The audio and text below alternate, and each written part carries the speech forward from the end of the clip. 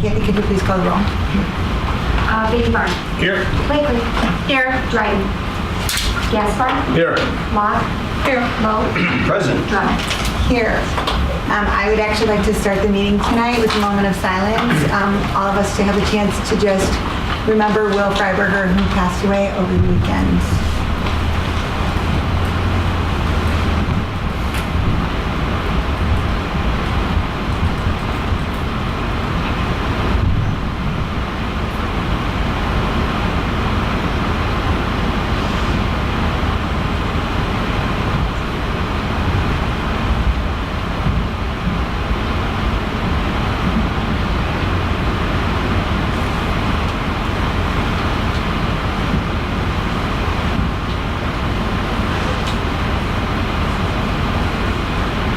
Mrs. Blakely, can you open the phone?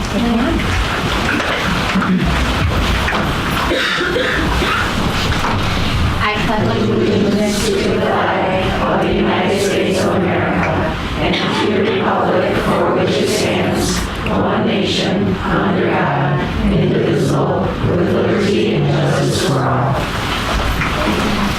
Definition, are there any changes or items removed or added to the agenda for tonight? There is a change to the personnel report that Steve will walk you through during the consent agenda. All right, then I would like to start with celebrations tonight. I would like to invite Nicole Prentice and Angie Sutherland up front to talk about their Chromebook pilot at J.B. Nelson.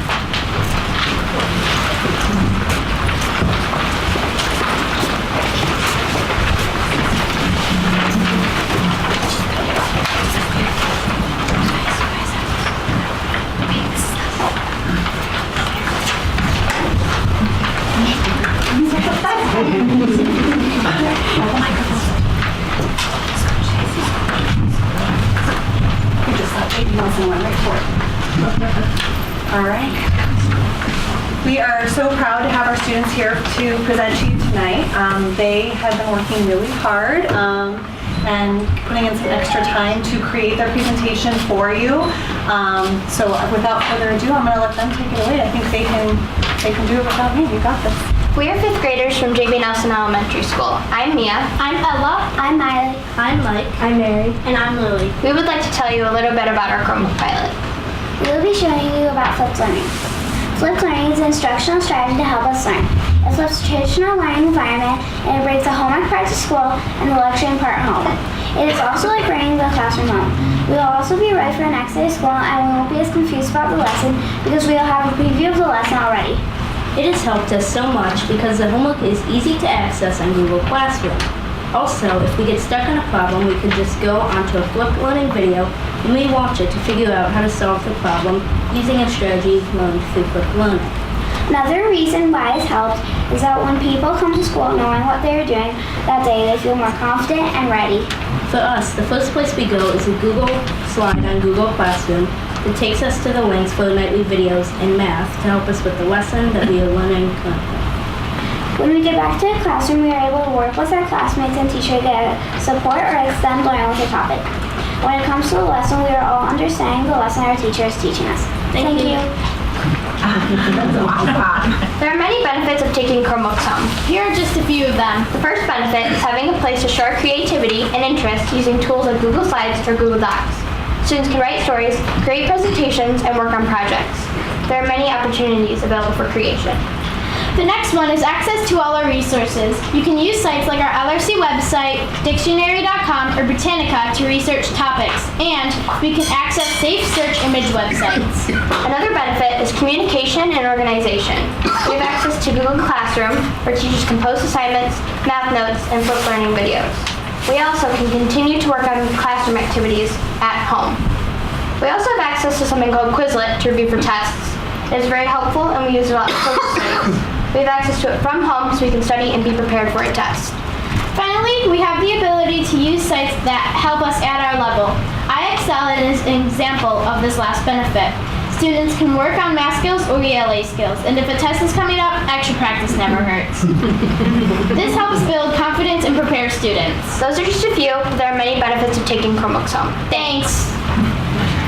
Kids use their Chromebooks every night to do things like flip learning, communication, creation, and much more. Students report using their Chromebooks 5 to 7 or 3 to 4 days a week. Nobody in 5th grade this year has complained about having the ability to take their Chromebooks home.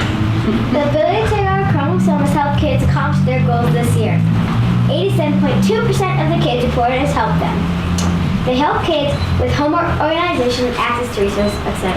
Taking our Chromebooks home has been very successful this year. We should continue taking our Chromebooks home because it's really helped most students make progress in school. It has helped students complete their assigned homework because they have the ability to email teachers to ask any questions about their assignments. They can review information anytime, and they have access to many other resources to use also. I would recommend we extend this opportunity to all 5th grade students in order to increase learning potential. Thank you. We would now like to show you briefly how we use our Chromebooks at home.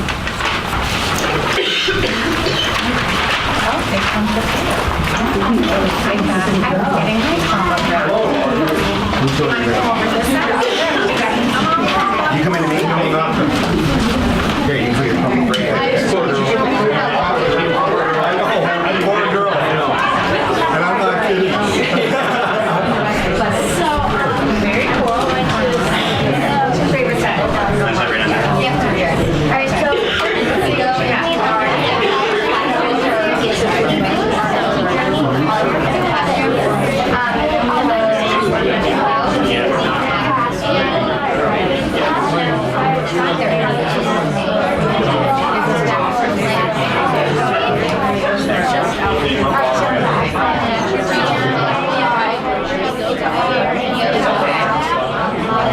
So, did you just get this in the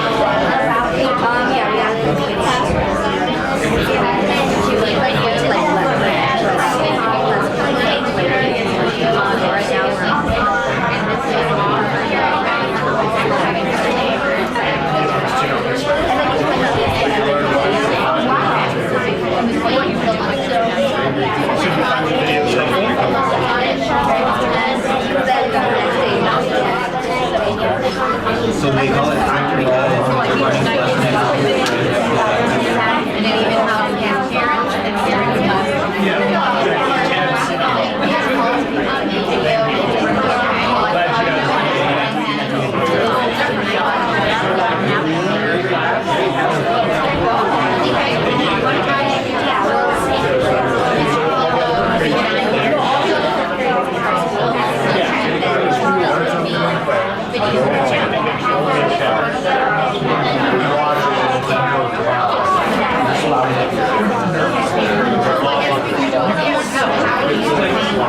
you speak in front of people a lot? You did a great job. I mean, so, you guys I'll go back on track. yeah, I agree.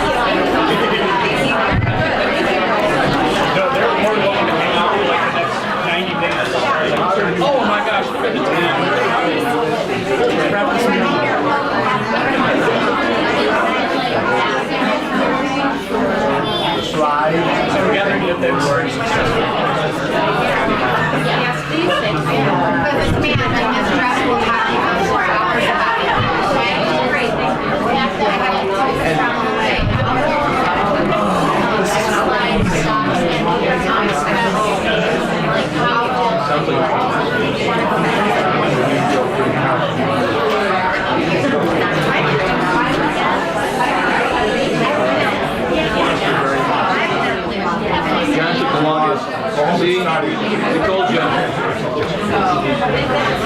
last one. I feel like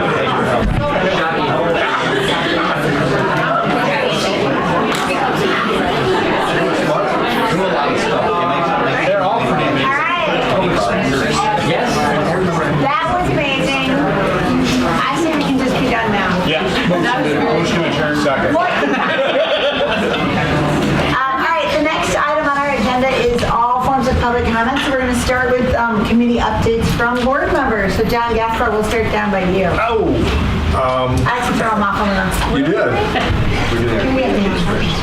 I do not have my list, so I'm going to defer to Lisa.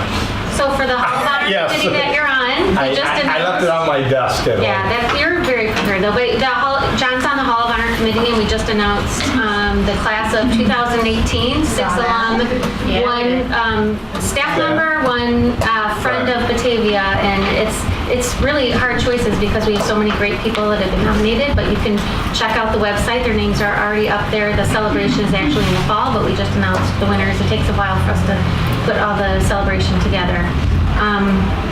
What other committee are you on, John? That's it. That's your big one. Yeah, That's my the big big one. That's it. So I sit on the RAC committee when I'm in town. I have this remarkable thing of having business trips during those meetings, but the committee takes excellent notes and we put together a little recap at each of every meeting. One of the long-term things that we're trying to figure out how to package is the 5-year financial forecast, packaging that in a replicatable, easily understood way. So it looks like from the notes that's something that was spent time on, and just ways to communicate the year-long budget process as well. So that was pretty much the highlight. Board. You got it. Okay. There you go. Tina. I have not been a very good committee member. I apologize, but we do have a plaque meeting tomorrow, so maybe next month I will have an update. I apologize, I wasn't able to attend the last one. Sorry. So I don't have much to report. Gotta get your team to write you cool notes. I know. I was going to give Tina a shout out because I know that the BEA had asked her to sit on a panel during our Institute Yes. Day last week because Tina's a social worker. So it's not like she wasn't doing stuff for the district. She just had to shift hats for the day.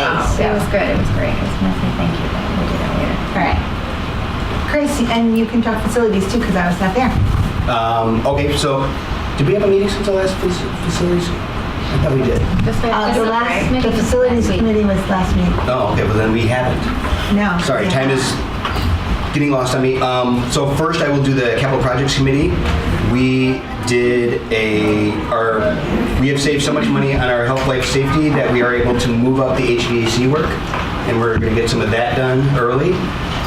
So that's going to start this summer. Additionally, summer projects are going to be the entrance at Rotolo and some repaving. And then for the facility committee, it was excellent seeing the committee at work. Basically, it seems like they're trying to gather a lot of information so that they can make educated decisions. So they're in that information gathering process, and I look forward to seeing what they come up with. What's the makeup of that committee look like? Meaning, Like, how's it broken down? Like, I just think that might be interesting to share. Like The facilities committee? Yeah. yes. So there's 18 people on it, 9 are community at large. They applied to be on, and we had great applicants. We took all 9 that applied. And then there's there's 8 staff members and 1 board member who sits at the table. Kathy sat at the first meeting, Chris sat at the second meeting, and anybody from the public is welcome to attend those meetings. So the staff members, there's some teachers and administrators. Cool. All right, Sue. I sit on the Batavia Foundation for Educational Excellence, and currently we are accepting applications for our scholarships. The application deadline is March 9th. Wow. And you can get information at bataviafoundation.org. We have several next scholarships. And you also sit on Hall of Honor. I also sit on Hall. We do not want to minimize how much work board members are doing in their committees. Sit on several committees. Thank you, Chris, for sitting in facilities, because I was not there last week. I also sit on CAC, and really kind of an interesting meeting last time because we talked about what should our priorities be. And so I do a lot of listening in those meetings, but I really value the conversations that go on because I'm sitting with a group of professionals who are talking very seriously about how we're going to spend our time talking about curriculum and assessments and how we're going to focus for the rest of the year. So that was sort of the big idea from our last meeting. And I'll talk about another district committee. We have a district safety committee. It's a topic that's on everyone's minds these days. And we did send out a messenger to the community about what we do, a little bit of what we do. It's hard to go into all of the details. Our staff has a very comprehensive safety plan. And that was our way of communicating with you, but I know that there's a lot of feedback people want to give us, and I think the most important message is that message of if you see something, say something. Make sure you talk to your kids about that. And we are extremely responsive to student feedback and tips from anyone related to safety. It becomes our #1 priority as soon as we receive one of those tips. So there's different ways to do that. There's a safety hotline. Your student can go to their teacher, they can go to the principal, you can contact the principal. You can, those are probably the best ways to get immediate action. You could always call 911 if it's a true emergency. And then if it's just a concern that you have that isn't immediate, you could, again, go through your principal, or there's a contact us button on the homepage of the website. You can forward that information to the safety team as well. Tony sits on that team. Why don't you tell him a little bit about the plan? Yeah, we have an emergency operations plan, as we call it, that helps us organize our responses and be prepared for all sorts of incidents. And it's something that we maintain we meet every month and we make modifications to it, and as we see fit. So it's not a static document by any sense of the means. It's something that we add to. And obviously, one of our primary concerns these days relates to incidents where there might be a threat inside the school, and how we take care of students, and we made some modifications in recent years to do that, and make sure that we're doing all that we can to keep students as safe as possible. And one of the things that we do too that is different than most school districts is we use a concept called strike teams, and they're essentially functional teams that are highly trained in a particular area. And there's a number of them, and I won't list them all, but some of things like student reunification, which can be a very complicated process when you're trying to reunite hundreds, if not thousands, of students with their parents all at once. We have teams that are highly trained in sheltering and caring for students if we had to evacuate them and keep them outside for a long period of time, or maybe transport them to another facility. And the list goes on and on. And so we spend a lot of time doing that. And most school districts don't quite do it like that. It's something that we take a lot of pride in. But as we've been doing that over the last, I'd say, 2.5 years with these strike teams, one of the common things that I've noticed is that even though we've spent a lot of time training these folks to do these things, they're still very anxious about it. And they always feel as though they're not entirely prepared.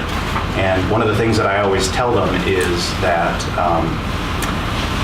that in our experiences in exercising this plan, and we have had to exercise it, generally it's about once a year that we actually have to exercise our emergency operations plan, unfortunately, for various types of incidents. But it's truly an amazing experience when it does happen, because this community, these teachers, and this staff is extraordinarily dedicated to caring for our students. And when it does happen, it is actually quite moving. It's one of our primary responsibilities that when we send our kids to school, we trust them to educate our children, but we literally trust our educators and our staff with our kids' lives, and it's something that I know many of us here do every day. And like I said too, we never really feel fully prepared, but it's amazing to see how the community bands together and gets it done, even in situations that we never fully could have planned for or imagined.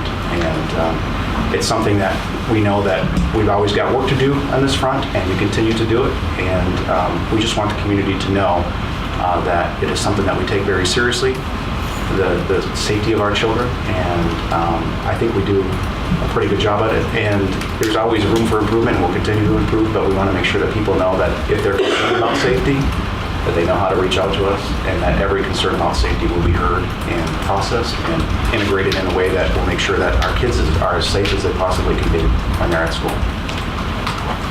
Thanks, Ryan. May I add something, if that's all right? Yeah. There's something that I wanted to add to the end of the meeting during my personal comments, but it kind of relates to what we were just talking about.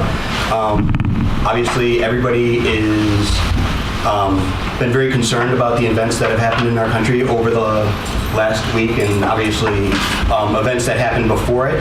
I personally have been in contact with several members of the community and community leaders And one of the ideas that we came up with that we are hoping that we might be able to bring together, and this is something that I'm presenting to the board also, just so everybody is aware. And there are several aldermen in the back of the room who actually brought this up at their meeting last night. So I want to thank them for that. Also is the possibility of having a community town hall where we can get the community together, community leaders together.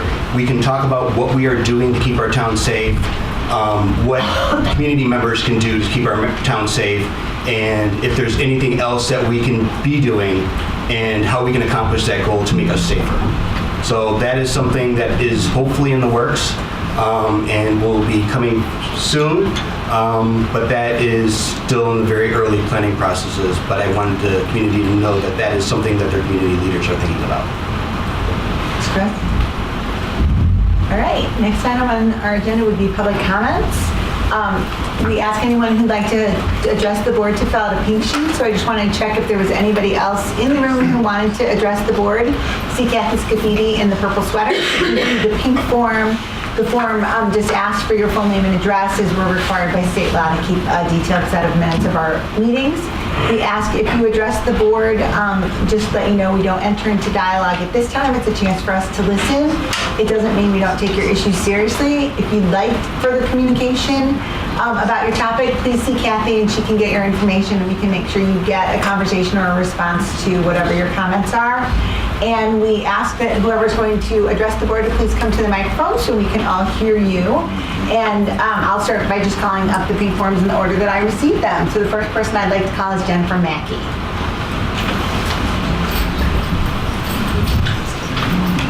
Hello.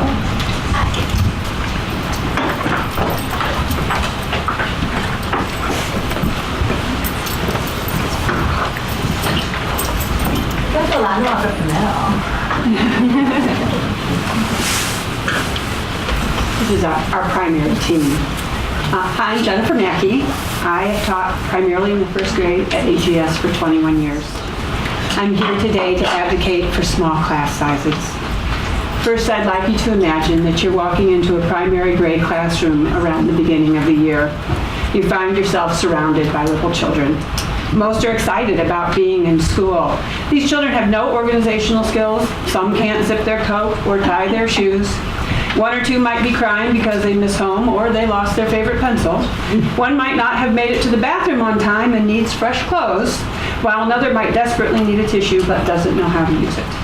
If you're there in October, one or more of them might still be getting their backpack at lunch because they think it's time to go home. They have millions of stories they can't wait to tell you, and right now is the time to share. These little children need tons of guidance and support all day long. In the middle of the little daily crises and celebrations that happen in the primary classroom, teachers work to set the foundational skills for learning, reading, writing, and math. If you wanted sometime in the future to know the specific numbers that many primary teachers feel are optimum for small group learning, I would be happy to talk to you about it. But for now, let it be said that small classes help making teaching these foundational skills successful. Primary teachers conduct many evaluations at the beginning of the year in order to determine the learning goals for each child. Consider the primary teacher, usually on his or her own in a class like I described above, conducting at least 3 evaluations per child, each taking about 10 to 20 minutes. In order to conduct these evaluations that help determine student goals and plan small group instruction, the rest of the children need to be busy and hopefully relatively quiet. Evaluations of this type can happen several times a year, and even in smaller classes can pose challenges. Primary grade teachers regularly problem solve ways to reduce distractions, but of course this challenge increases exponentially in classes of 26 or 27, or in classes that include children with significant social and emotional learning needs. The more frequent and sustained the interruptions become, the more impact they have on the attention of the children being evaluated, resulting in a negative impact on the evaluative process.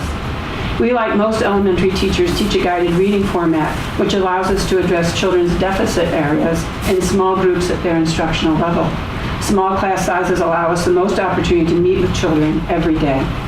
We have found that daily instruction in reading is the most effective means of providing the guided practice which is most beneficial for beginning readers.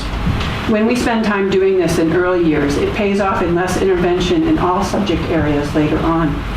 When we are not able to establish consistent daily practice due to large class sizes or the distractions of a particularly needy student population, the learning deficits children have are more apt to carry forward year after year, resulting in increased need to intervene and provide additional supports to the same children in higher grades. In addition to evaluating and planning for instructional needs, often in the primary grades, children with social and emotional issues are just being identified. Figuring out what interventions are required can take a minimum of 6 to 8 weeks of data collection, primarily by the teacher with support from the BLIT team, before any intervention can be determined. And then finding an intervention that is successful can even take longer. If the one chosen doesn't work, the teacher has to start over again. There may be more than one of these children in class who, through no fault of their own, may be disrupting the learning environment for many. Add to this the need for young children to work independently starting early in the year. It used to be that children in primary grades were engaged independently for about an hour a day, which was the amount of time for guided reading. Now that WIN and guided math have become instructional initiatives, first and second graders are asked to work independently more than twice that amount, while teachers are meeting with small groups. Those children not engaged in small group are expected to sustain relatively quiet, independent work. While I value these small group instructional times, I imagine you can appreciate how a measurable number of these children are not ready to sustain engagement in independent activities for very long, no matter how engaging. Primary grade teachers are adept at finding ways to create learning environments that support children, but it becomes very difficult not only to find space for large groups of young children, but also to engage perhaps 20 out of, let's say, 26 easily distracted children in independent activities while the teacher instructs 6 in a small group. This becomes especially challenging when there are a few in the group struggling socially or emotionally. I believe everyone involved in our community, you, the board, our administration, teachers, parents, all want the same thing: student success. Small class sizes, individualization of instruction, and attention to the social and emotional needs of the children are effective strategies. I have been blessed to have small classes most of my career in Batavia. I address you today to thank you and prior boards for making class size a priority and to ask you to continue to do so. My hope is that when staffing assignments are considered for all certified staff in the district, the decision is made to assign teachers to classrooms so that we can maintain the student-to-teacher ratio that lies within the guidelines we have determined are appropriate and most beneficial. Thank you for your attention today. I appreciate all that you do to serve Batavia schools. I saw Mrs. Thomas was on the list, since you're already up here. Would you like to just I have to go grab my paper. Please, grab your papers. I'm going out of order, just FYI. Sorry, throwing everything off.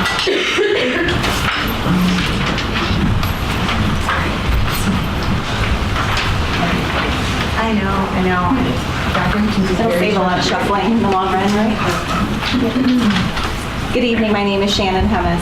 I have taught in Batavia for the past 13 years. I have been a classroom teacher and am now a reading specialist at AGS. I'm here today to advocate for prioritizing our school district's budget to reflect what matters most, meeting the academic and social emotional needs of our students. To be specific, it is in the district's best interest to keep class sizes low and to provide adequate support for our students with academic and social emotional needs to ensure stability, connectivity, and ultimately success. Last spring I was here and we stood as AGS and opted to actually have larger class sizes with similar supports that that class had in first grade. So this may seem to go against what I just said I'm advocating, but please listen to what happened. I was able to work with the team immediately in second grade during their whole group reading instruction as planned, as well as guided reading. Then our math scores came back for the fall, and it was staggering low for reading in this class. 46% of the kids in that class met expectations for reading, one of the lowest in the district history. Thankfully, I'm so grateful, the district responded immediately. They provided a CCT for reading and math for second grade.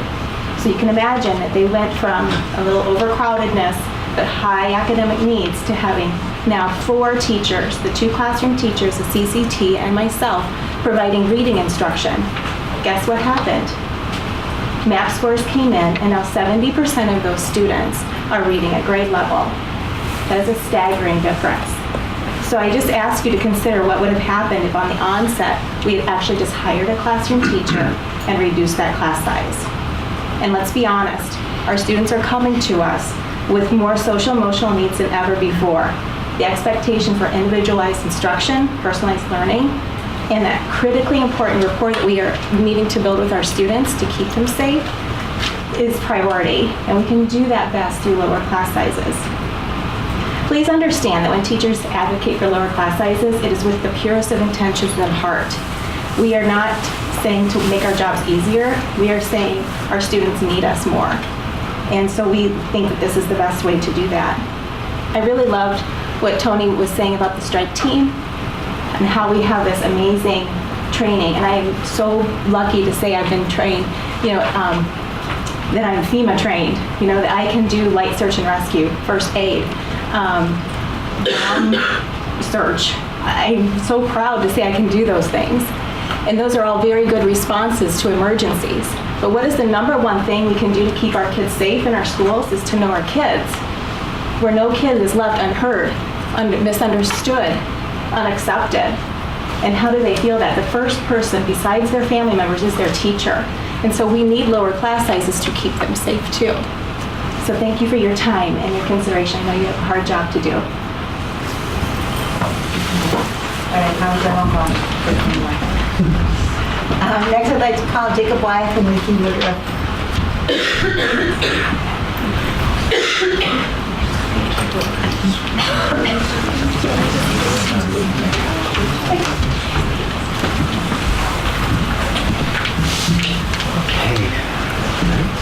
Good evening. My name is Jacob Wyeth. I teach 4th grade at Gustafson School, and I'm very grateful to be teaching in my hometown of Batavia. My name is Nikki Woodruff. I did not grow up in Batavia, yet I still consider AGS my family, as I have taught here for 17 years.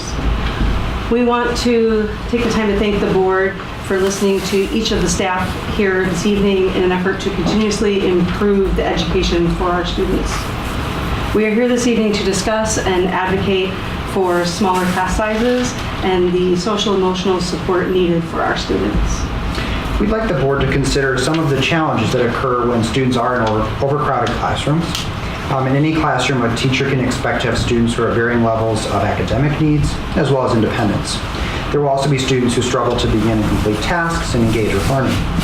There will also be students who have anxiety, struggle with social skills, and have a variety of ACEs. As the number of students increases, the amount of time a teacher can dedicate to each of these learning needs and challenges decreases. The school district has consistently valued and supported the implementation of guided reading and guided math with small groups of children. Ideally, there would be no more than 6 students in a small group to maximize engagement and learning. These models for delivery are highly effective and provide for the differentiation that students need through the small group instruction. So this guided instruction relies heavily on the rest of the students being engaged in meaningful learning and practice when they are not with the teacher in the guided reading group. Even in the upper elementary grades, sustaining focus and energy on independent learning tasks is difficult for some of our students. With a small class size, it's very feasible to meet with most students on most days, as well as check in on students independently as they work. With a larger class size, it's likely that some of the groups of students will predominantly be working independently, as there are simply too many groups to meet with on every single day. This is also problematic for some of our students who require assistance with task initiation, staying on task when not with a teacher. When the teacher is constantly busy trying to meet with groups of students, there's less time to coach students, check in on students' work, and answer student questions. So teaching math and reading in a guided structure takes time to implement. So consider a guided math lesson taught in an elementary classroom. In a smaller class where each of the 4 to 5 groups can meet with the teacher for one math lesson, this takes 2 to 3 days to complete. So in a larger classroom, the lesson can often take 4 to 5 days to complete. Each additional small group of students adds to the amount of time that the lessons take to deliver, which significantly slows down pacing. However, the number of groups does not even take into consideration the significant needs of the students that are in the classroom. Classroom teachers are experiencing a wide array of social and emotional needs with their students. We found over the years that what children are really need and want is a teacher with whom they can connect and speak at any time. As teachers experience more and more students with ACEs, we have found that having more time to build relationships and connect with students is crucial, and it's a critical element of our responsibility. As we work to keep pace with reading and math groups, we often find that we're less available to our students to talk to them about their concerns. This is an unintended consequence of having a larger class size. We are asking the board to consider spending options and staffing options for the upcoming year. We feel that the best way to maximize student growth and learning is to ensure low student-to-teacher ratio. This allows for the differentiation and the time to establish relationships in order to support each and every learner. We want to thank you, the board, for listening this evening and for affording us the opportunity to support our great students of Batavia. Thank you.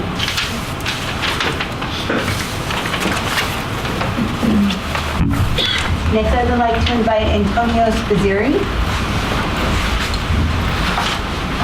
Did I butcher your name? You did it perfect, actually. Oh, good. You're the first person to do that. So I didn't come prepared with a piece of paper with notes because I thought that kind of defined my age. But now that everybody else did, I kind of regret it because I put mine on the phone.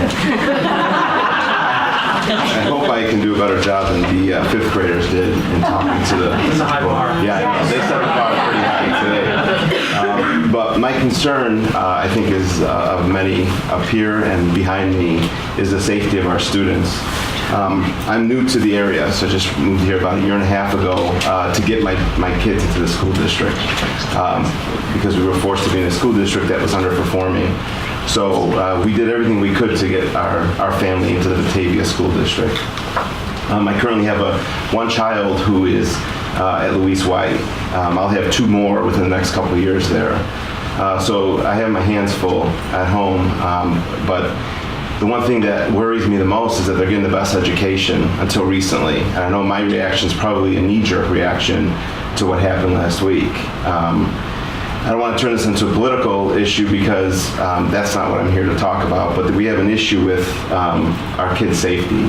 And I think that a lot of my concerns are because of ignorance. I don't know exactly what the school is doing to prepare for a situation if it were to happen, especially for those in high school. But with Sandy Hook also being on my mind, even my kids are at risk. So without having the answers and trying to find the answers, again, in a knee-jerk reaction, I was kind of left confused. I'm not sure what the plan is. So I'm asking just for transparency. I think as parents, we have the right to know a little bit more. I received an email, much like the other parents received a message from the school, from the school board about their response to what happened. And I kind of felt it was a little bit nonchalant, a little bit vague. So I started asking I asked my neighbors, and we asked our kids, some that go to Louise White, some that go to Gustafson, some that go to Rotolo, some that go to Batavia High School, and not one answer was consistent in what the preparation was when we asked our kids. Now, I felt like we had 7 different answers. Now I know it's 4 different schools, and that was extra concerning to me. But then I did a little bit of research as to what the Board of Education mandates. And the Illinois State Board of Education on January 1st, 2016 approved under Public Act 980695 that the security measures in the school should be a security measure where they hide in a room and close the door is not the primary method anymore.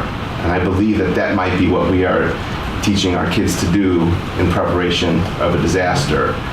So my ask is that we learn a little bit more about some of the other programs out there, like the Illinois State Board of Education has done, primarily around ALICE. And I know that ALICE was presented to some individuals here today by some other members of the community as a training method for anyone, even under the age of high school age, as a way for us to teach our kids to avoid disaster, to get away. because all we're doing by putting our kids in the corner of a room and asking them to shut the door and barricade is making them targets. Because I can assure you that at the time of the disaster, there's not going to be organization, there's going to be chaos. And to ask them to do that, and asking the kids to run away is even more dangerous, I understand.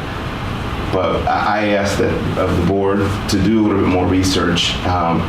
I'm pretty sure that members of the Alice, the Educate Alice, would be more than happy to assist at a very low cost in implementing and educating our teachers, because the last thing I want to hear is that it's not a good program because we're not sure that we can educate our teachers on the program.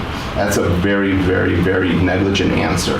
That's some of the people that receive that. I'm not sure if the teachers can be willing to learn or we can educate them. They can learn anything. These teachers they wear capes. They're better than doctors and lawyers. We entrust our children with them. I'm sure if they can guarantee that all their students would come out alive, they'd be willing to learn. So that's my ask. Thank you. I'd like to invite Scott Hunter to the table.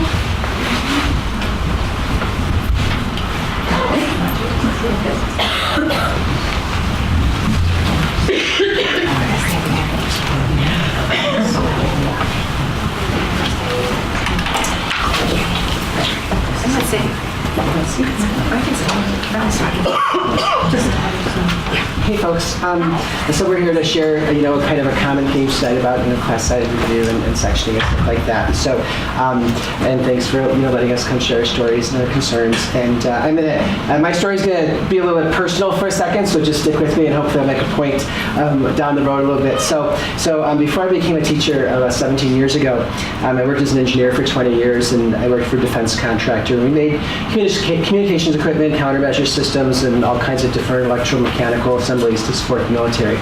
And part of my job, though, was to interface with government personnel at the various forts and installations that we did business with. And whenever we received written communication about a contract, request of some kind, at the bottom of the letter, right after the base commander's signature was a statement that said, the bottom line is the soldier. And so no matter what issues arose with any contract or equipment, it was basically kind of our company's mission statement that guided our conversations and our problem-solving sessions, both in-house and with the government, to make sure that in the end, after resolving any technical issues, scheduling, delivery issues, contractual issues, we were supplying high-quality equipment to ensure the success and safety of our men and women in uniform. And so the bottom line was always the soldier. So what's our bottom line here in Batavia? Well, obviously it's the students that walk through our classrooms every day. And we know that over the last 10 years, education has taken on a business model driven by mission statements, goals, endless meetings, and of course the allocation of budgets and resources. We realize we're heading into a time of uncertainty with decreasing enrollment and rising costs, which is leading to fewer sections and an increase in class sizes. We realize there's only so many dollars to go around. So we hope that as issues of sectioning and reasonable class sizes are evaluated in the days ahead and allocations are made, that the makeup and needs of the students in these larger sections are considered and not just the number of students, so that 60 or 90 students doesn't just automatically become 2 or 3 sections. Batavia has always been a district that strives for excellence and seeks out creative and collaborative solutions when faced with problems, a place where our students have always been our bottom line, and a place I hope to finish my teaching career, assuming I haven't offended anybody here too much tonight. And so we just would like to, again, reiterate, that considerations, are made when looking at the needs of individual cohorts, different buildings that might be experiencing. So thanks for your time and thanks for being a partner and supporting the students of Batavia and our bottom line. So, thanks.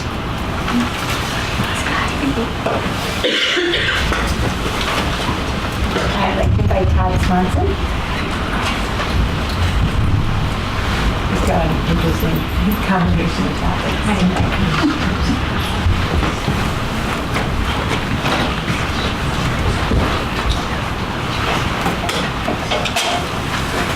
Hi everyone, Todd Swanson. I'm 5th grade at Hooverwood, and as of this Friday, I will be 2/3 of my way through my 25th year here in Batavia. So I love it here, and I'm going to kind of veer from what my colleagues have been saying. I stand behind them 100% with everything that's been said, but I'm here to actually share a success story with you and ask the board for a small favor. So if you'll just indulge me.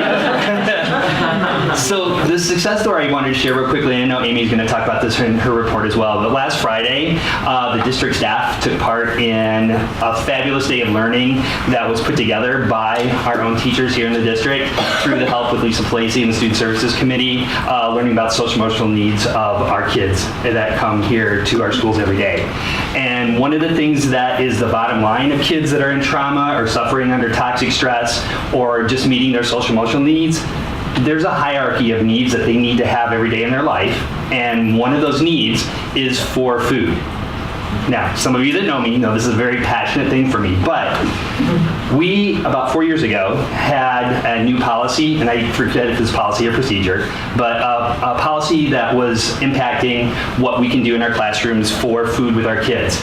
I praise God, there's no more cupcakes for birthdays. I love that. I never want cupcakes to come back to my room again. But what we've learned, meeting the social emotional needs for kids, that if they're hungry, they're not going to be available to learn. So the favor that I'm asking the board is when the opportunity comes up, if the board would just relook at and revisit the food policy that was set 4 years ago, that if I've got a kid that comes to me and says, I'm hungry, I feel like my hands are tied because that does not allow me to give that kid any food that's going to help them meet their needs. So if the boards could look at that again, I'd appreciate it. And there's another part of it that this is kind of for me personally, but to take it another step further, a second part of that food policy was to eliminate food for celebrations. And when I stopped to think about it, like myself, when I celebrate another year of my marriage, what do? My wife and I go out to dinner. When my kids have a band concert, or my kids played a volleyball game and they won the volleyball tournament, what do? We go out for ice cream or pizza. We celebrate with food. And for us to not be able to help our kids that may never have that opportunity where their parents can't take them out for ice cream or they can't go have a pizza party because they won, if I've got kids that made their AR goal and I would like to make a pan of Rice Krispie treats to help them celebrate, I don't want to feel like I'm doing a bad thing by doing that. So I just asked if the board could revisit that, take a look at it, and if you need more input, I'll be the first person in line to help you discuss that, but I just want to thank you for your time and your consideration with that. Thank you. Thanks, Don. I'd like to invite Lauren Gallardini.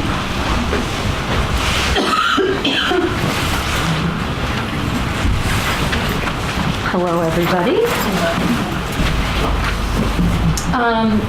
I'm here this evening to share with you some success stories from our building that we've experienced regarding class sizes.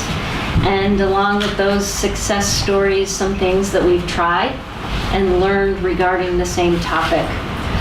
Before I get started with those stories, though, first let me take this opportunity to thank each and every one of you and the many friends and colleagues that are here tonight who've invested time on this specific issue.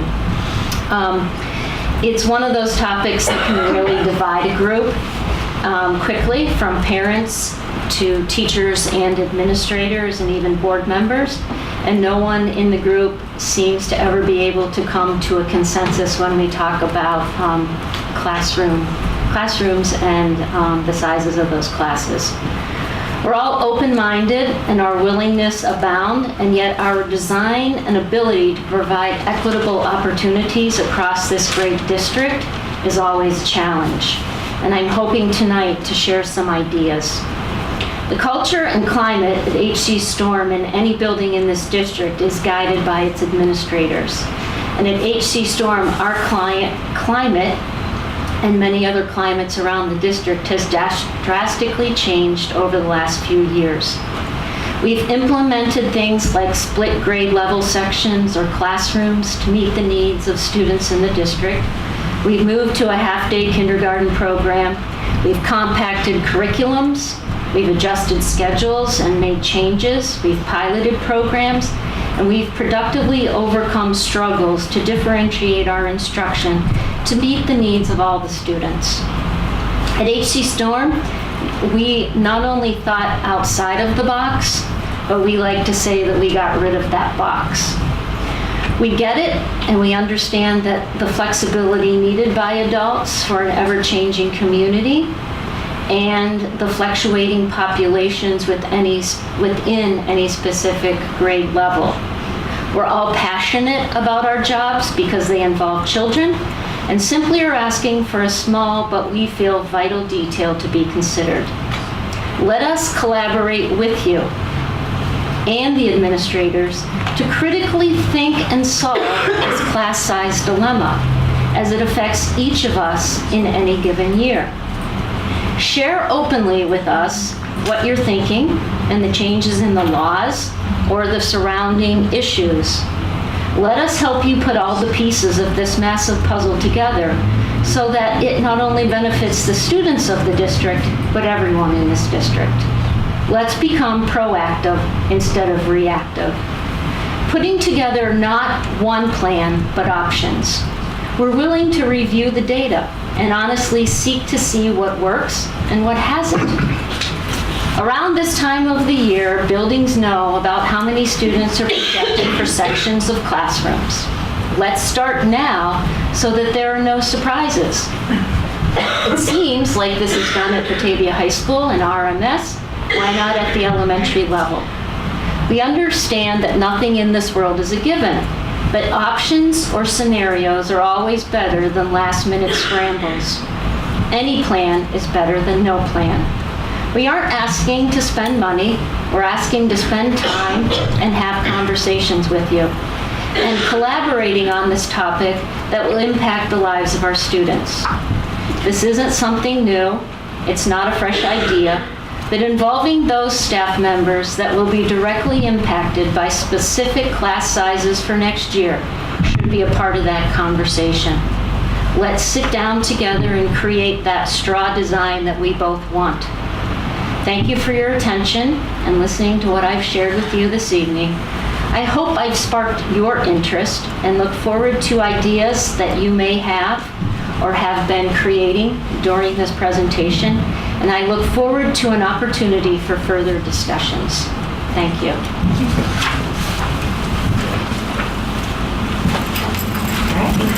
Those are all our public speakers tonight. Thank you all for coming out and sharing all of your stories and your ideas and your commitment to our students. I would now like to invite Amy B. and Carrie, President of the BEA, to take the floor. Good evening. I've changed this around a bunch of times. It's been a crazy day.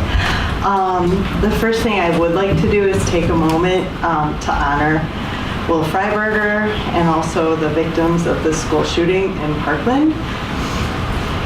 And Liz, Todd, Mike, and I want to thank all of the teachers for coming out, and more importantly for their dedication, because when there's so many things going on, it's so obvious that it always goes back to the kids, and that's something that I'm very, very proud of.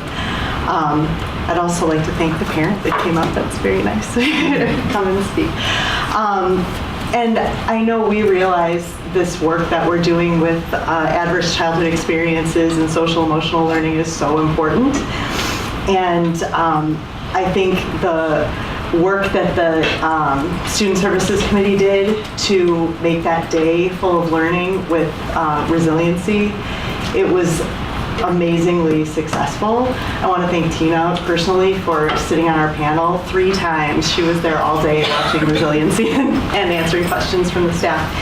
And I will say, today at the high school, one of my colleagues broke down so badly, and she used the mindfulness training that she had on Friday with her students in class today. So it's something that's definitely worth it, and I appreciate all the work that everybody's doing on it. I did want to, I have a couple of quick things, but I wanted to invite any administrators and board members who weren't able to view Resilience. I have the movie until the beginning of March, then I have to return it. So I know the Early Childhood Center had requested that we show it to the paras that didn't that don't come to our institute days, and I want to have at least one showing after school for people. So if you're available at lunchtime on the 26th, that's when we're showing it for the paras, or I'll find out a date that might work for people after school, but you're more than welcome to come, and it's an hour, so well worth it. A quick reminder on a happier note, our trivia night to raise money for our 2 student scholarships is this Saturday. I know the board has gotten to an admin of taking 2 tables, so I'm really excited about that.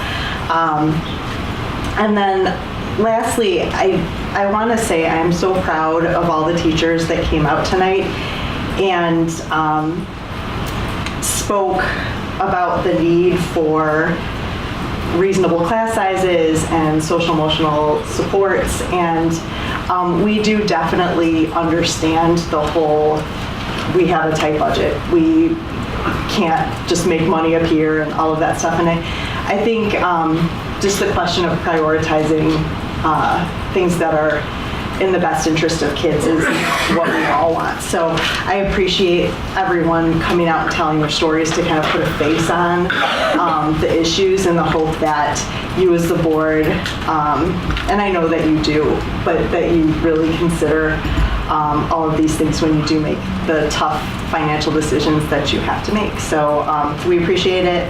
Thank you very much for what you do, and I appreciate it. Have a good night. Thanks, Amy. Thank you. Now for our public comments is our student ambassadors. Yeah, so we feel like as students, the most important thing to talk about right now is Will, as it's what's lingering on most of our students' minds. So I unfortunately never got to meet Will, but I was in a couple organizations like Student Council, Spanish Honor Society, Key Club, and a couple others that he was a part of. And I've heard nothing but good things about who he was as a person, and it's sad that I never got to meet him, but based on what he stood for at our school, he was an amazing person that was motivated and willing to do whatever it took to better our community. Justin was a little bit better because of the tennis team, so he's got some stuff to say, but it's a terrible thing that happened that we're trying to get through together as a school. So yeah, so Will was one of my best friends. We met in elementary school at Grayson Way, and we were friends ever since then. And so one of my earliest memories of Will was when we were both around 5 years old. We were playing soccer on the soccer field, and so Will, he's dribbling past all the defenders, and it seemed like he scored every single goal, and he was easily one of the best players out there. And so that was how Will lived his life. He was, he was, that's how he lived his life. He was the best at seemingly everything he did. He was an amazing athlete, he was an amazing student, and most importantly to me, he was an amazing friend. So, Will, we're gonna miss you a lot, bud, and we all love you. Well said, Justin. That's awesome.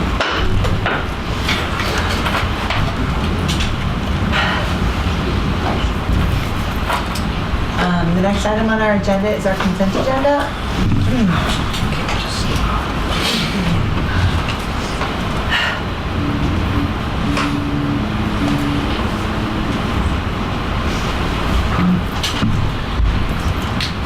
we should have waited for a moment of silence now.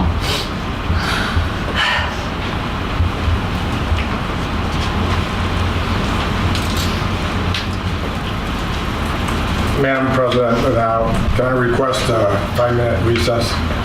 Yeah. New business. We do have a number of items on the consent agenda, which is one opportunity to take care of an entire group of personnel and business items. All the items are detailed in the agenda and appropriately posted in the board packets. Are there any items on the consent agenda for board member removal or clarification before Mr. Pierce goes through with us? All right, Mr. Pierce, could you please go through? And there is one item in the personnel report. Megan Palambit is being listed as hired. She is no longer being hired because she turned our job down in took a different job. So please strike her name from the hiring part of the personnel report. 5.1 and 5.2 is the approval of the January 23rd regular and closed session meeting minutes. 5.3 is the personnel report, which we just talked about. 5.4 is our monthly payroll and bills. 5.5, destruction of closed session minutes from August 9th of 2016.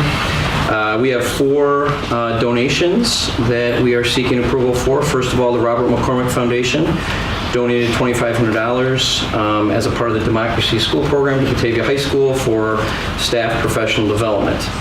The Wheaton Franciscan Sisters Corps donated $6,000 for the purchase of books for the K through 3 bilingual program. The HC Storm PTO donated $1,200 for Barnes & Noble gift cards to purchase Spark Lab supplies. Then lastly, Chip In, as they seem to do on a monthly basis, donated $540. This is for the mentoring program at Hoover Wood School. 5.7 is the approval of the imaging contracts for our photographs. 5.8 is the approval of the athletic photography contract. 5.9 is the Key Club overnight field trip to beautiful Springfield, Illinois. 5.10 is the disbursement of the property tax rebate. 5.11, the appointment of auditors for the FY18 through FY20 years. And then lastly, 5.12 is the approval of our consent agenda. All right, any questions about what was presented? All right, then I would entertain a motion to approve the consent agenda with the change in personnel that Mr. Pierce outlined for us. So moved. Second. Moved by Blakely, second by Locke. Kathy, could you please call the roll? Behar. Yes. Blakely. Yes.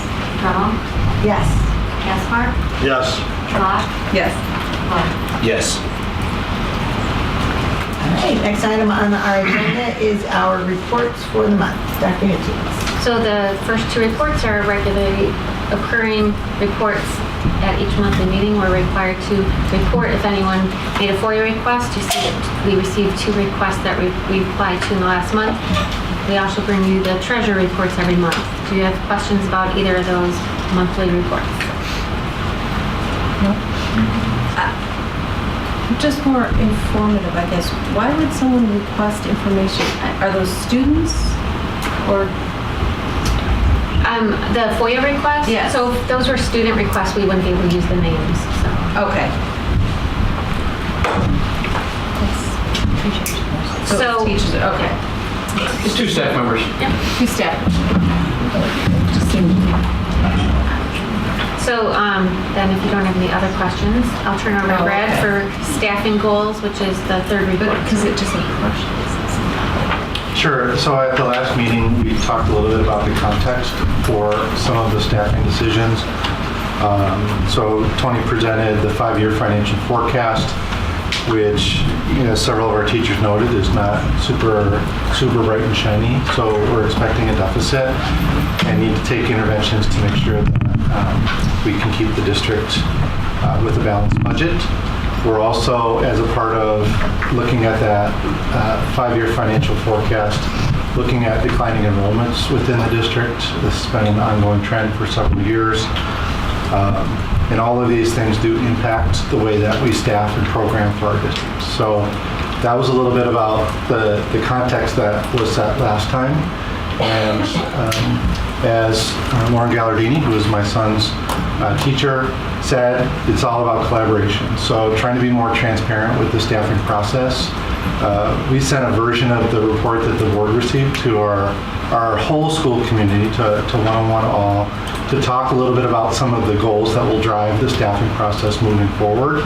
We did get feedback from the EA leadership on those goals and have really worked with our principals and building leaders to make sure that these were the right goals to drive some very hard decisions that have to be made with this process. So I just want to kind of go through those goals with the board and get any feedback that the board has about that process. So goal 1 is we need to maintain staffing levels with our enrollment. So making sure that those 2 things kind of stay in tandem is the best course of action to make sure that we're able to meet all of the demands that are placed on the school district so that we can do the best job for our kids. Our second goal is, as teacher said, to support the SEL, the changing SEL needs within our classrooms, and to make sure that our teachers have the best academic and SEL supports that are available for them, so that kids can access their learning. We really want to make sure that the district is also looking towards some possible changes. We saw changes to the state funding formula, but we're also looking at some possible changes that are always floated by the state legislature that would dramatically impact the district's budget and our ability to maintain our current programs. So we have a very low level of fund balance within the district, which has been the board's philosophy. If we have it, let's spend it on kids. We want to make sure that while we continue to do that, that we're also looking at the future, so that when things happen, that we're able to weather those a little bit as well. And the fourth goal is really about collaboration and working with both our staff and the VEA about the staffing process. We have lots of collaborative groups that are set up to talk about these issues and to collaborate. We have contractual kind of agreements with one another about how to process some of those staffing concerns as well.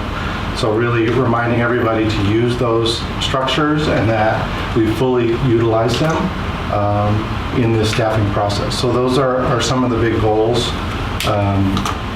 that we'll use to drive the staffing process moving forward. And I appreciate any comments from the board.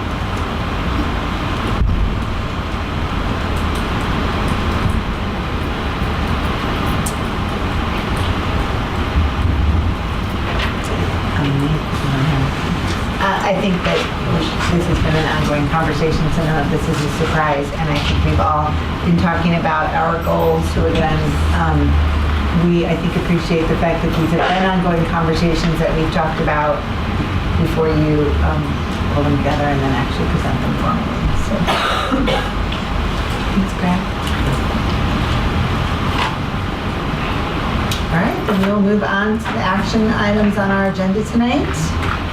I will turn that over to Dr. Hitchens. So the first action item is for you to vote on two policies we brought for a first reading last month. The first policy is related to student medication, the administering of medication. We have a current policy that allows each school to have an undesignated epinephrine pen, so an EpiPen in every building. That's already been in our policy to use in case of an emergency on a student. And there is, the law does allow us to have an undesignated opioid inhibitor as well. And so our current policy doesn't allow that, but we would like to update the policy to allow the Narcan type undesignated medication within each building. The second policy that we would like to change that we brought to you last month was student travel. And as you saw tonight, we have a Key Club field trip that's coming up. And if we did change the policy to what we're recommending here, it would look a little bit different next year. So what it would look like, and Joanne presented this last month, would be earlier in the year you would see all of the student travel come to you, and student travel only needs board approval if it's so far away or if it includes an overnight. So it's not like you're approving every field trip. But the ones that meet the certain criteria, you would see those well in advance.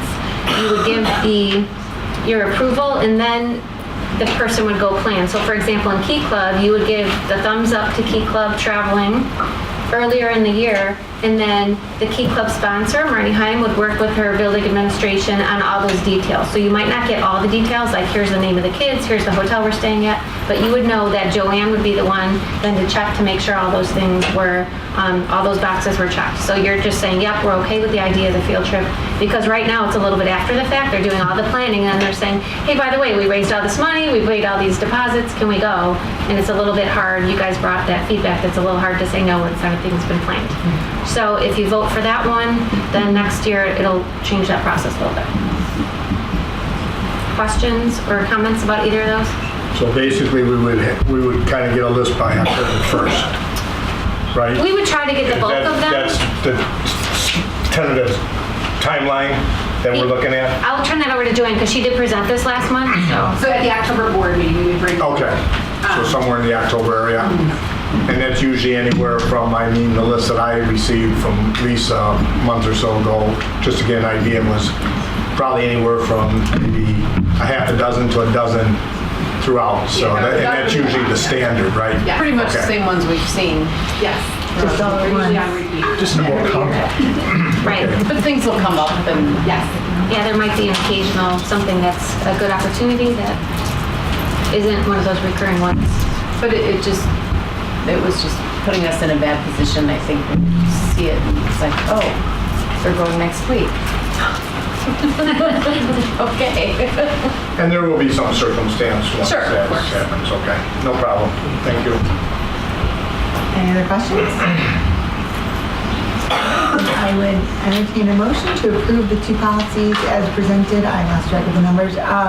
7270 and 7320 as presented. So moved. Second. Moved by Blakely, second by Lockett. Could you please call the roll? Katie Barth. Yes. Blakely. Yeah. Dremel. Yes. Gaspar. Yes. Locke. Yes. Lowe. Yes.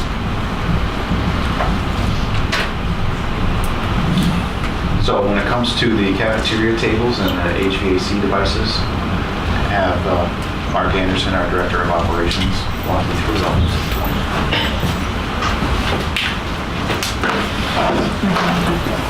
Good evening, everybody. Cafeteria tables.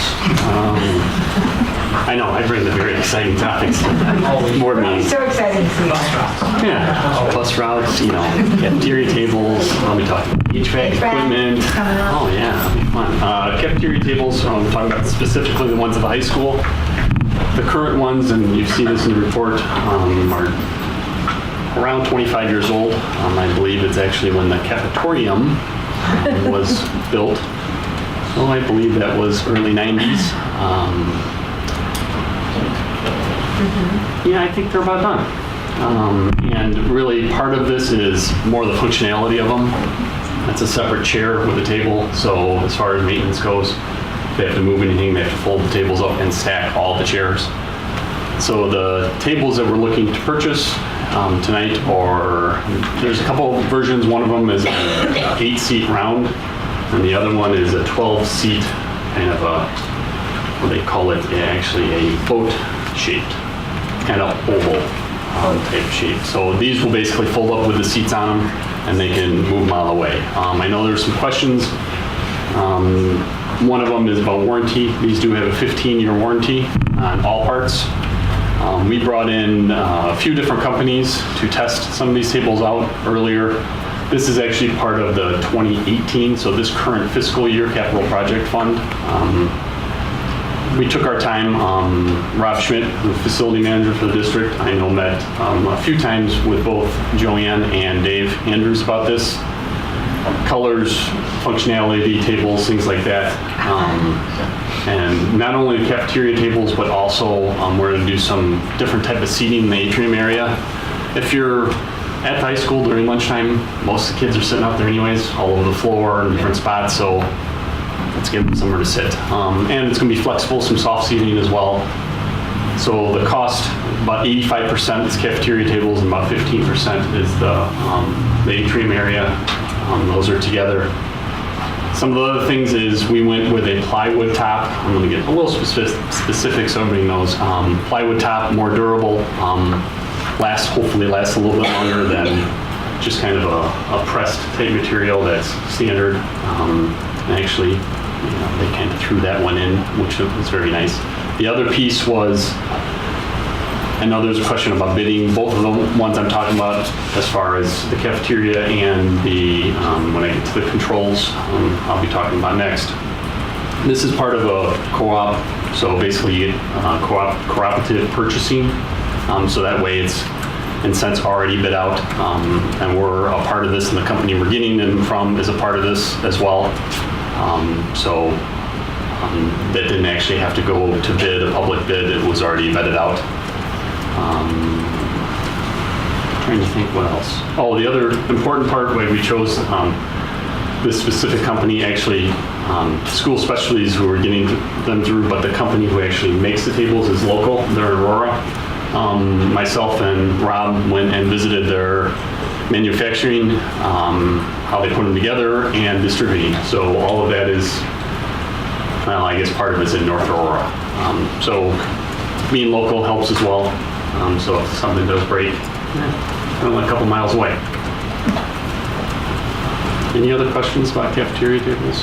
What's the expected lifetime for this new set?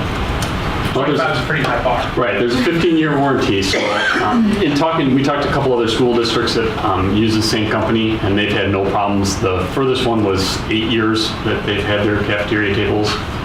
This company's been around since 1958. So it's a company that's, established and been around for a while. One of my questions was also with the seating part, the seat part. How sturdy is that? I mean, if it's, I'm imagining it looks like a stool, like a pole with and then when it folds up. Yeah. So how sturdy is that, and or what would replacement costs be on that? Well, that's including the 15-year. That So is if we, included in the that is 15-year. including the 15-year.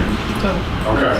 A little more specific, what's different with these is they're actual square peg instead of a round peg. Okay. And that is kind of the company's sell and being more sturdy. I sat on all three. To be honest, I mean... Well, things probably have come a long way from what they used to be. Right. So I just wanted to make sure. That we can make your job. Any questions about this cafeteria table? Sounds good.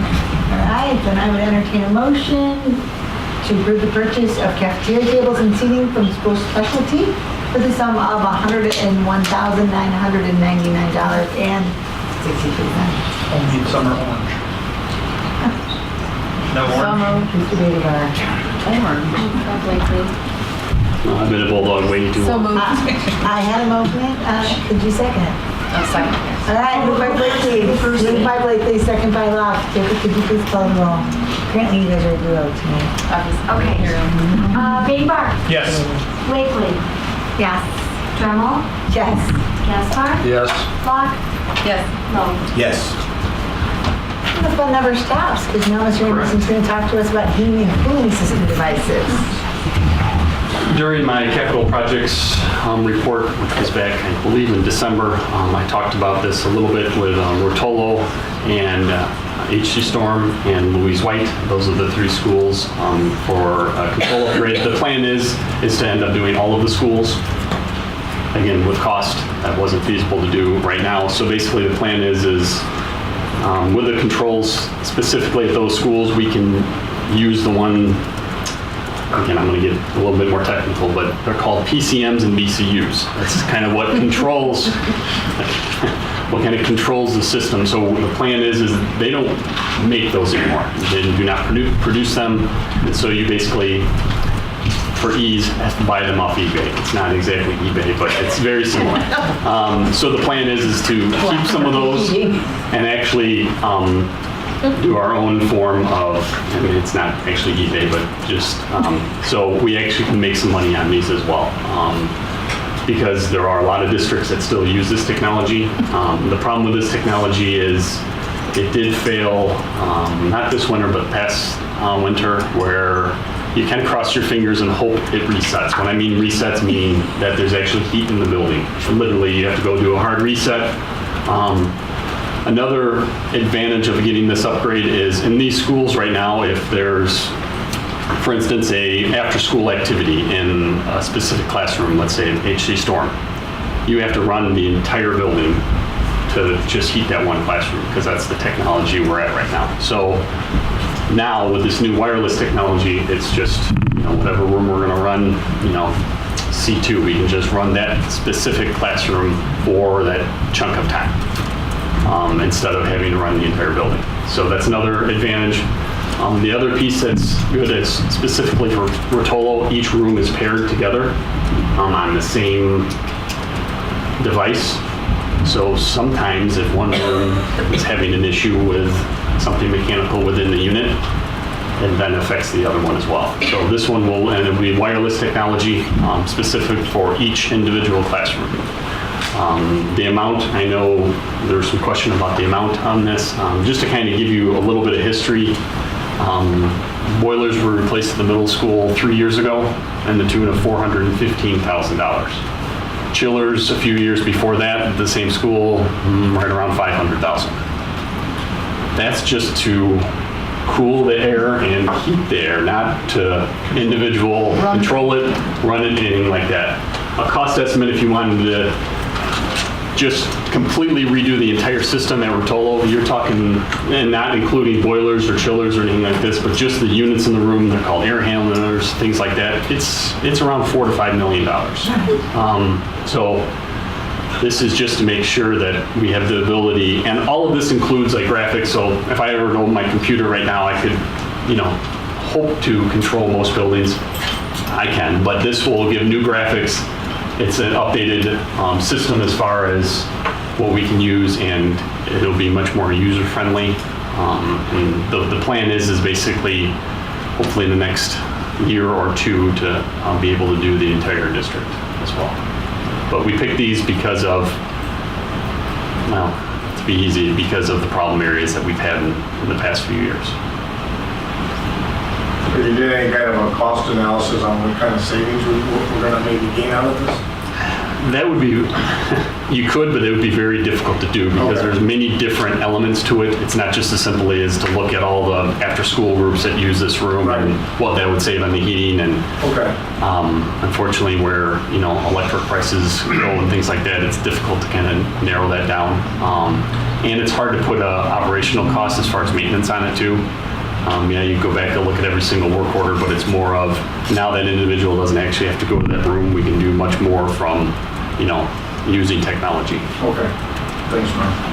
But even though we don't know the exact savings that we expect significant savings. Right. In theory, there's. Yes. Other questions for Mark?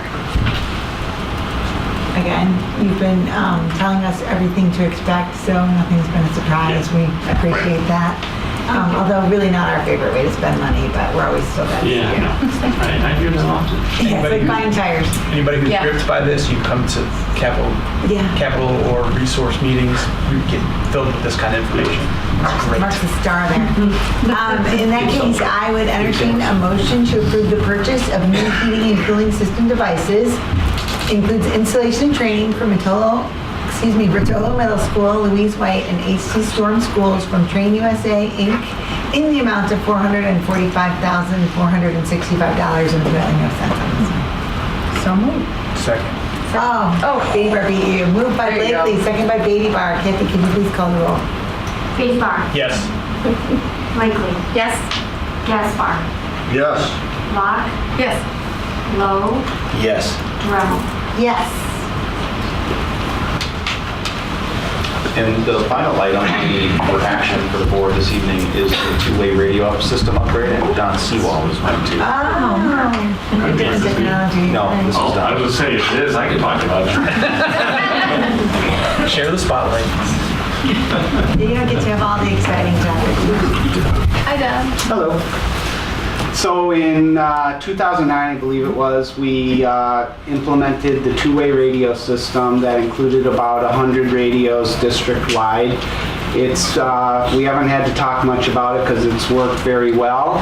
The schools use it to talk locally amongst themselves, whether it's calling a custodian or communicating with campus monitors, and works very well.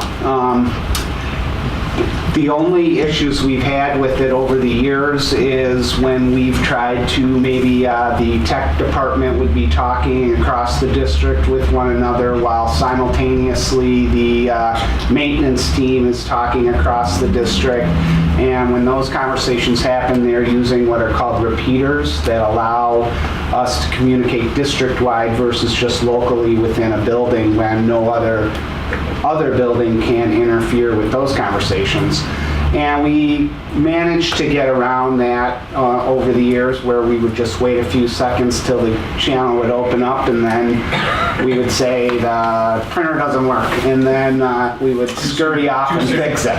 And so recently, within the last year or two, Tony and the group that's doing the emergency operations, they started conducting some training exercises and practicing, and it became very apparent very quickly that having the 1 or 2 simultaneous conversations district-wide poses some serious limitations in the radio system.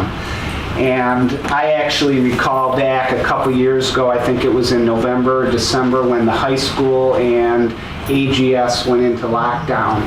And there were a lot of people from across the district that went over to AGS to help with reunification with the parents, and they were trying to call to say, we have the kid here, where's the parent? And it was just beep, beep, couldn't use the radios, and that was another pretty glaring example of the limitations in the capacity of the system. So this fall we looked into upgrading our current system that would use the existing radios, like I said, there's about 100 out there, and use the other existing infrastructure that we have in place, and we found a solution where we could increase the capacity, and that's what my recommendation is in the board book tonight. I'd be glad to answer any questions if anyone has any.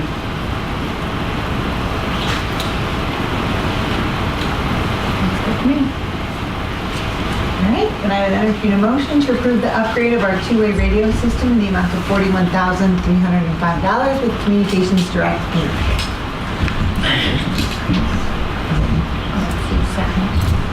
Moved by Locke, second by Blakely. Kathy, could you please call the roll? Ingvar. Yes. Blakely. Yes. Dremel. Yes. Gaspar. Yes. Locke. Yes. And Mull. Yes. All right, that was all the action items on our agenda. We'll move on to administration comments. I think I'm good. We had our comments at the beginning. Any additional board comments? We all had a chance to comment on our committee meetings.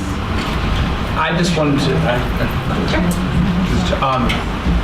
the fifth graders who spoke, incredibly articulate children, and it's very evident that they get that, they learn that by example. The teachers that spoke, they always speak. You know, everyone's so passionate about what they do. You've given those kids that passion. You've taught them to, I asked some of them when they were up there, I said, were you nervous? And they all said yes, and I said, you could not tell. So I'm terrified every time I do this thing. So just good on everyone. We are a wonderful community. We're just all going to have to work together to figure out a lot of the challenges that we have to face. We make great kids here, but it's because we have great educators and great parents as well. I mean, parents should pat themselves on the back too. But thank you for all that you do and for all that you give and share with us. And I know that we'll be able to figure this thing out. I just wanted to say the same thing with the fifth graders, the young lady that was here knew a whole lot. I was oblivious to a lot of it, so, but she said she learned it from, what, third grade and so on, Tony, and she knew her stuff, so I was very pleased with that, and just thank everybody that came out and all the emails that we got recently on a couple other different things, and especially thank the RJAC staff for answering a lot of my questions earlier today. Thank you all. I just want to say thank you. I want to thank you, EA and teachers, for inviting me to participate last Friday. ACEs and social emotional issues and trauma is a very big topic now, so I was glad to be able to be a part of it. And we have a really very caring and passionate staff, and that was apparent on Friday during the day, so I appreciate it. I want to thank those of you who stayed for our meeting today and listened till the very end. I appreciate that. You know, I know that we knew that we were going to have some more public comment today, and I believe there's going to be some more public comment. And out of everyone that spoke, we're listening. We're here as board members who are 100% here for the children. Lauren, I just want to thank you personally because your comments offer some solutions, and I think that's a challenge I would like to see, or something I'd like to throw out there is, we understand that this is a concern. So what are some solutions that won't cost the district money? Because that's really what we're looking at. I think that we've done a really great job of being transparent and letting everyone know what we have and what pot of money we're working with, and what to do from here is definitely the more heads and brains that can come together and committees that won't cost us money. I think that's great. So I appreciate that. And, Todd, I'm Italian, so feeding everyone is part of my life. So I'm always for giving everyone food, but I just wanted to say that to be funny. I mean, everyone should eat whenever they want to. Anyway, thank you. All right, and on that lighter note, we do have closed session tonight, but there will not be action afterward. So I would entertain a motion to adjourn to closed session to discuss the appointment, employment, compensation, discipline, performance, or dismissal of specific employees of the public body or legal counsel for the public body, including hearing testimony on a complaint lodged against an employee of the public body or against legal counsel for the public body to determine its validity. However, a meeting to consider an increase in compensation to a specific employee of a public body that is subject to the Local Government Wage Increase Transparency Act may not be closed and shall be open to the public and posted and held in accordance with the Open Meetings Act, and also to discuss collective negotiating matters between the public body and its employees or their representatives, or deliberations concerning salary schedules for one or more classes of employees. That was quite the mouthful. I would entertain a motion to adjourn the closed session. Moved by Gaspar, second by Blakely. Can you please call the roll? Gaspar. Yes. Blakely. Yes. Dremel. Yes. Gaspar. Yes. Long. Yes. Vote. Yes. I got it.